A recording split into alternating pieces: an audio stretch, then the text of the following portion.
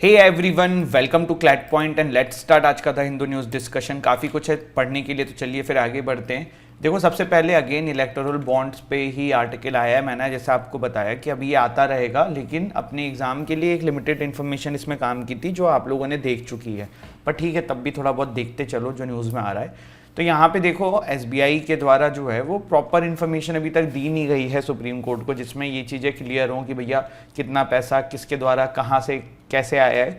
तो वही supreme court ने कहा है कि यार disclose complete details of poll bonds, Supreme Court tells SBI. तो वही ये आर्टिकल है, एग्जाम के लिए इसमें नहीं है कुछ पॉइंट्स निकल के।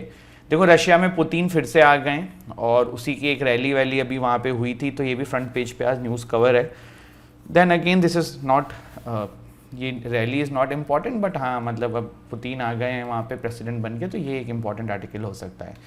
इसके बाद टेक्स्ट वाले पेज पे एक फ्री ट्रेड एग्रीमेंट के ऊपर आर्टिकल निकला हुआ है। देखो, भारत ने एक फ्री ट्रेड एग्रीमेंट किया है यूरोपियन कंट्रीज़ के साथ। तो अब ये फ्री ट्रेड क्या होता है, फ्री ट्रेड एग्रीमेंट क्या होता है, इसको डिटेल में ना मैं अभी सेशन के एंड में कवर करूँगा, तो वो बहुत इंपॉर्टेंट है, इसको नोट्स में डाल देना। ये आज ही का टेक्स्ट वाले पेज का आर्टिकल है, इट्स नॉट लाइक कि कोई पुराना आर्टिकल डिस्कस कर रहे हैं, ये आज ही के टेक्स्ट वाले पेज का आर्टिकल है, तो थोड़ा इसको ढंग से देखिएगा। इसके बाद नॉर्थ कोरिया ने कहा है कि they have shipped 7,000 armed container to Russia से सियोल। तो मतलब ऐसा सियोल बोल रहा है, नॉर्थ कोरिया ने 7,000 आर्म्स कंटेनर रशिया में भेजे हैं। तो रशिया में इतने आर्म्स कंटेनर की ज़रूरत क्यों पड़ रही है, तो ये एक चिंताजनक विषय है और पूरे विश्व की पीस के लिए भी ये चीज़ें सही नहीं हैं। अब आगे बढ़ते हैं, आज की जो न्यूज़ हैं, कुछ जो हमने नया इनिशिएटिव लिया है वो शुरू करते हैं। तो सबसे पहला देखो आर्टिकल है, India becomes second largest mobile phone producer. तो इंडिया जो है वो वर्ल्ड की second largest mobile phone producer बन जाता है 2014 से 2024 के बीच में। ये एक बहुत बड़ी चीज़ है, क्योंकि पहले आप देख सकते थे कि इंडिया में जितने भी मोबाइल फ़ोन से इस तरह की चीज़ें होती थी, हम बाहरी कंट्रीज़ पे रहते थे, बट अब जो है वो आप देख रहे हो कि इंडिया के अंदर बने हुए मोबाइल फ़ोन्स जो हैं वो काफ़ी ज़्यादा अच्छे तरीके से बिक रहे हैं, तो ये बहुत अच्छी चीज़ है। ऑल्दो देखो, ये डेटा जो है वो इतना करेक्ट नहीं है, ठीक है, मैन्युफैक्चर इंडिया में ही हो रहा है, तो वो कैसे हो रहा है उसको असेंबल कर दिया जा रहा है, बट जो चिप्स एंड एवरीथिंग आज भी यूज़ हो रही है वो चाइना एंड अदर कंट्रीज़ की ही है, तो वो वाली चीज़ है। फिर देखिए एक आर्टिकल है, cabinet approves MOU between India Bhutan to increase energy efficiency. तो यूनियन कैबिनेट जो प्राइम मिनिस्टर मोदी जी के द्वारा लीड करी गई है, उन्होंने एक अप्रूव किया है साइनिंग ऑफ एमओयू। देखो, एमओयू क्या होता है, बेसिकली कोई एग्रीमेंट नहीं होता, ये एक अंडरस्टैंडिंग वाला, मतलब एग्रीमेंट से पहले की एक चीज़ होती है कि हाँ भाई हम ये चीज़ों पे ध्यान देंगे, बट ऐसा कुछ इस पे ना वो नहीं है कि कंपल्सन नहीं है कि ये करना है, बट काइंड ऑफ ये रहता है कि हाँ भाई ऐसा करना है। ADB and India science $181 million loan for Ahmedabad. तो गवर्नमेंट ऑफ इंडिया ने साइन किया है एक agreement with Asian Development bank, जो $181 मिलियन रुपीज़ का लोन मिलेगा for the creation of infrastructure and service, जिससे कि अहमदाबाद सिटी में लाइफस्टाइल जो है वो और बढ़ सके, इंफ्रास्ट्रक्चर वहाँ पे बेटर हो सके, नए नए प्रोजेक्ट्स आ सके, तो इस तरीके की चीज़ है। ठीक है, आप लोगों से मेरा क्विज का क्वेश्चन है, एशियन डेवलपमेंट बैंक का हेडक्वार्टर कहाँ है। फिर है, Rachin Ravindran becomes the youngest player to be awarded the Sir Richard Hadlee medal.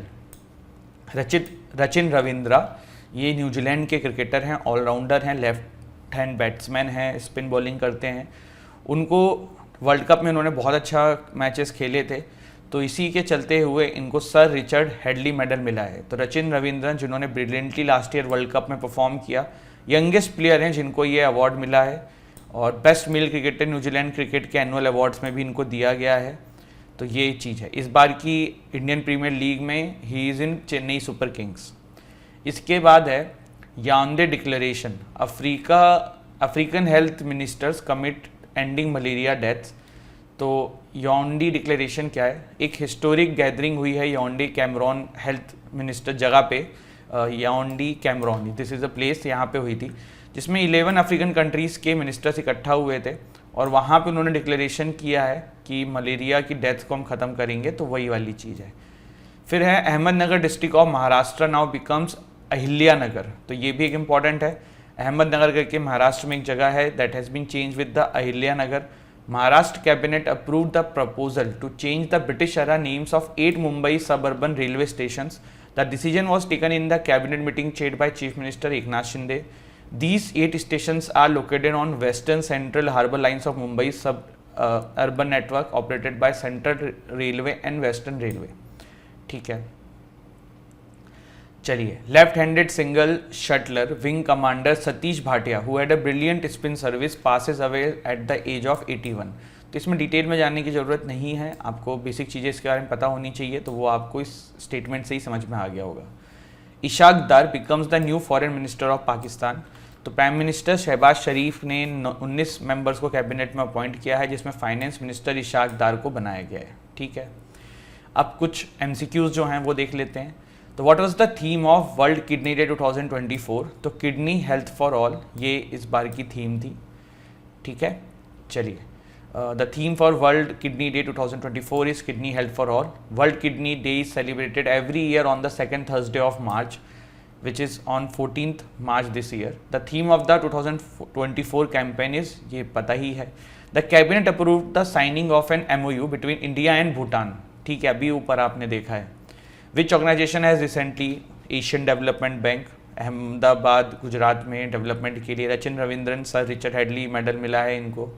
ठीक है, इसके बाद कितने देश के अफ्रीकन कंट्रीज़ के मिनिस्टर्स आए थे याओंडे डिक्लेरेशन में? तो 11.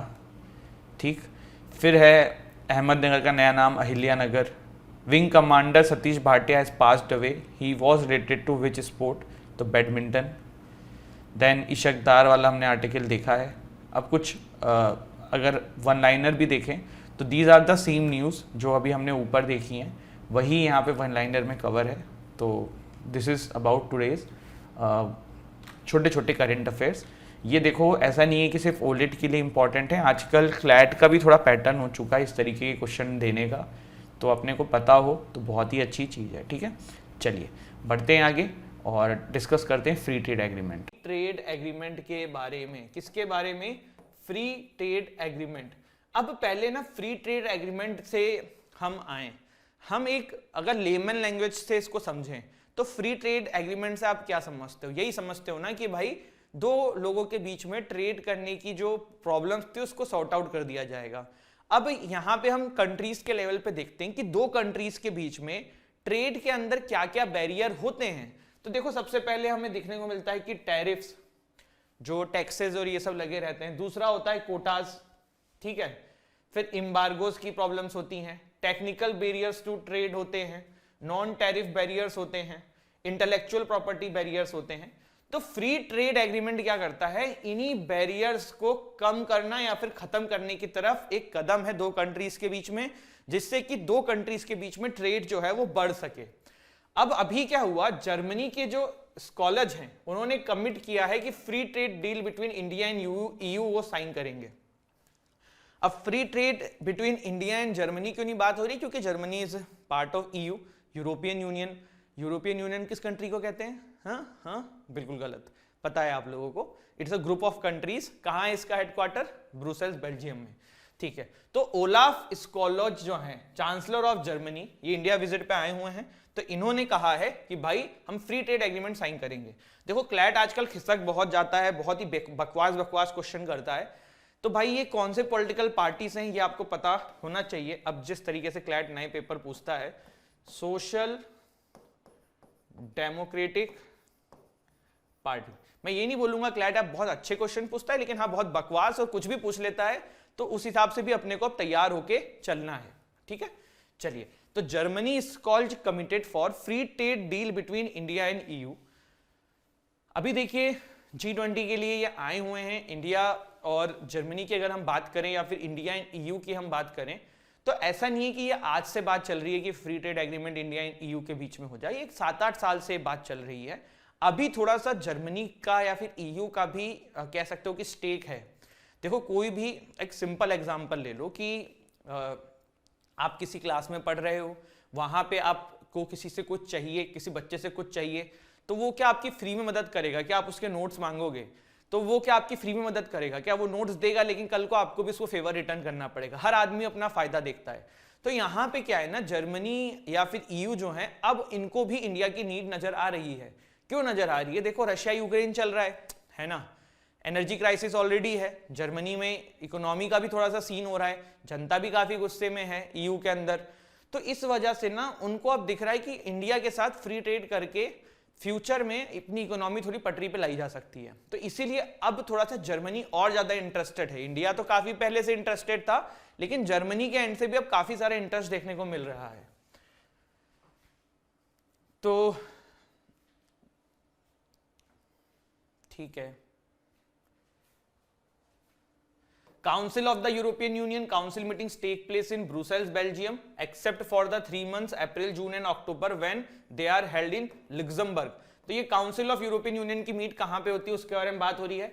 यूरोपियन पार्लियामेंट का हेडक्वार्टर कहां है? देखो फिर से मैं बोल रहा हूं, ये वाला सीन और ये वाला सीन अलग है। जब आपसे एग्जाम में आ जाए कि यूरोपियन पार्लियामेंट का हेडक्वार्टर कहां है, तो स्ट्रेसबर्ग फ्रांस में है, और council of the European union mostly Brussels Belgium जहां हेडक्वार्टर है वहां ये लोग मिलते हैं।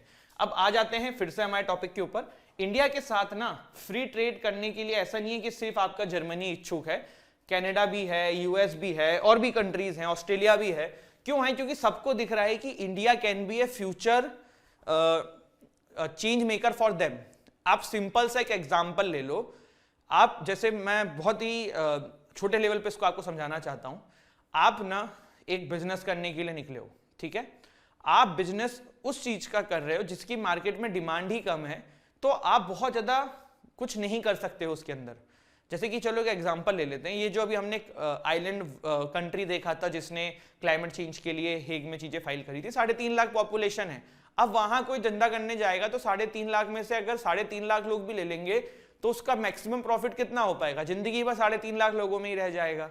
तो इन कंट्रीज को पता है कि इंडिया में भाई पॉपुलेशन बहुत है, तो कल को हम यहां से अच्छा खासा पैसा कमा सकते हैं। तो ये सारी कंट्रीज इंडिया के साथ फ्री ट्रेड करना चाहती हैं। लेकिन जब भी वर्ल्ड में 2 कंट्रीज के बीच में फ्री ट्रेड एग्रीमेंट होता है ना, तो ये कंडीशंस के साथ होता है, ऐसे नहीं होता कि भाई ऐसे ही हो जाएगा। बहुत कंडीशंस होती हैं, इसीलिए ये फ्री ट्रेड जल्दी हो नहीं पाते हैं, क्योंकि दोनों कंट्रीज के अपने अपने इंटरेस्ट होते हैं, दोनों ही कंट्रीज के अपने अपने कंडीशंस होते हैं, तो वो दोनों ही कंट्रीज अपने रखती हैं, और इस वजह से काफी दिक्कतें आ जाती हैं। जैसे कि देखो कम्स विद कंडीशन। सबसे पहली जो सभी कंट्रीज अपनी कंडीशन रखते हैं वो ये चाहते हैं कि डोमेस्टिक इंडस्ट्री प्रोटेक्टेड रहे। लेट्स टेक एन एग्जांपल, मान लो इंडिया में कोई खेती जो है, हमारे यहाँ पे एक बहुत हाइपोथेटिकल है, लेमन लैंग्वेज में समझा रहा हूं, मान लो हम लोग राइस बहुत उगाते हैं, ठीक है, अब पता पड़े यार हमारे किसान राइस बेचना चाहते हैं और फॉरेन से भी इंडिया में आके राइस बिकने लग जाए और सस्ते दामों में बिकने लग जाए, इन किसानों बेचारों का नुकसान होने लग जाए।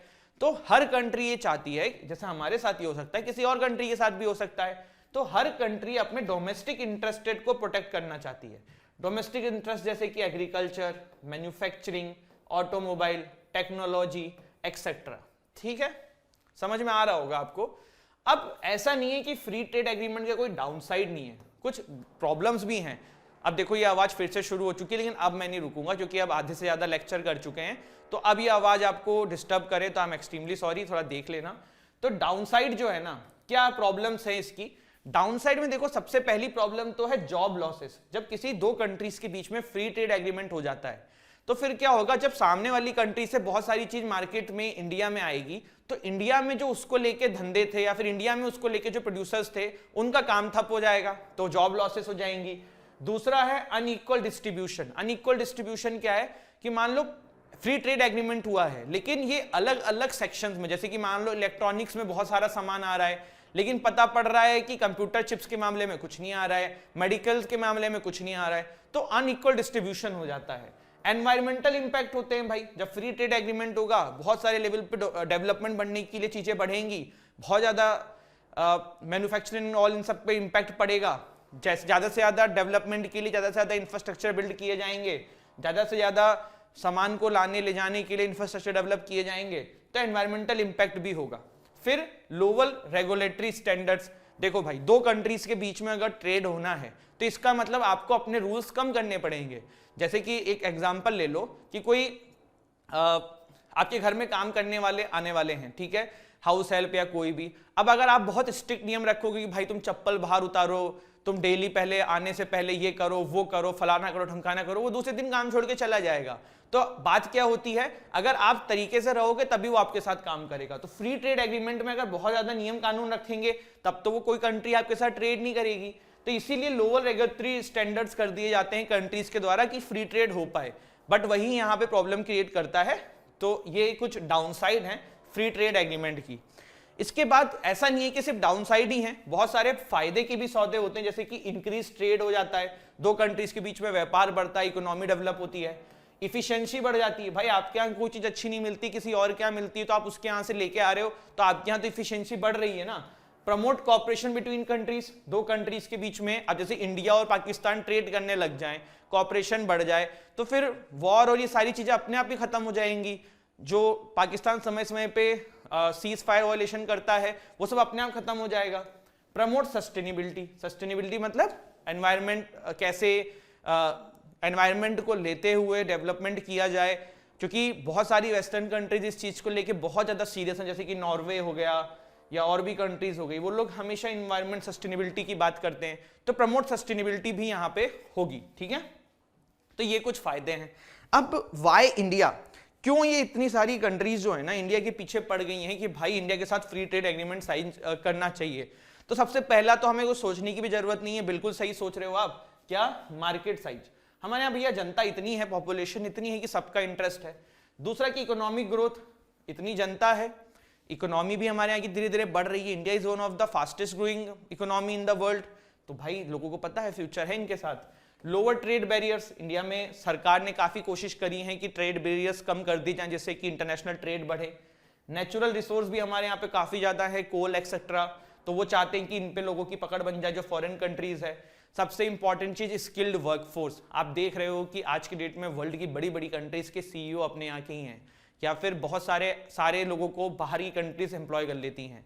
तो उनको पता है कि इंडिया के लोग जो है ना वो काम जानते हैं, स्किल है, तो इसीलिए लोग वो चाहते हैं कि उन स्किल्स पे उन कंट्रीज के लोगों का भी हाथ पड़े, जिससे कि उनके यहाँ का बिजनेस अच्छे से ग्रोथ हो सके।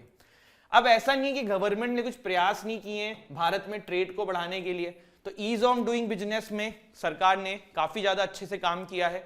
आपको पता है कि जो ये रैंकिंग आती है, चलो मेरा क्वेश्चन है, लास्ट ईयर आई थिंक 2020 में आई थी, तो भारत की रैंक क्या हुई थी और ये कौन रिलीज करता है, ease of doing business. Tax reforms किए हैं सरकार ने, जिससे कि जो बाहरी कंट्रीज के इन्वेस्टमेंट आए या बिजनेसेस आए तो उनको इतनी दिक्कत ना हो। फॉरेन इन्वेस्टमेंट हमारे यहाँ किस लेवल पे बढ़ रहा है आपको पता है। लेबर रिफॉर्म्स हमारे यहाँ किए गए हैं, जिससे कि देखो अभी सिंपल सी बात है, मेरे पास एक ऑफलाइन कोचिंग खोलने का, जस्ट हाइपोथेटिकल एग्जांपल बता रहा हूँ, ऑफलाइन कोचिंग खोलने का ऑप्शन मिले कि दिल्ली है, फला स्टेट है, फला स्टेट है। अब जिस स्टेट में नियम कानून थोड़े इजी होंगे, जहां पे मैं आराम से एम्प्लॉयज को फायर कर सकूं, एम्प्लॉयज को जरूरत पड़ने पे हायर कर सकूं, अगर वो काम ना करें तो हटा सकूं, तो ऐसे स्टेट में काम करने जाऊंगा ना मैं। तो लेबर रिफॉर्म्स हमारे यहाँ अच्छे किए गए, बैंकरप्सी इंसॉल्वेंसी रिफॉर्म्स किए गए हैं, इस पे भी हमारे यहाँ पे काफी अच्छे से काम किया गया है। तो सरकार ने काफी सारा प्रयास किया है, जिससे कि ये सारी कंट्रीज जो है ना फ्री ट्रेड एग्रीमेंट हमारे साथ साइन करना चाहती हैं।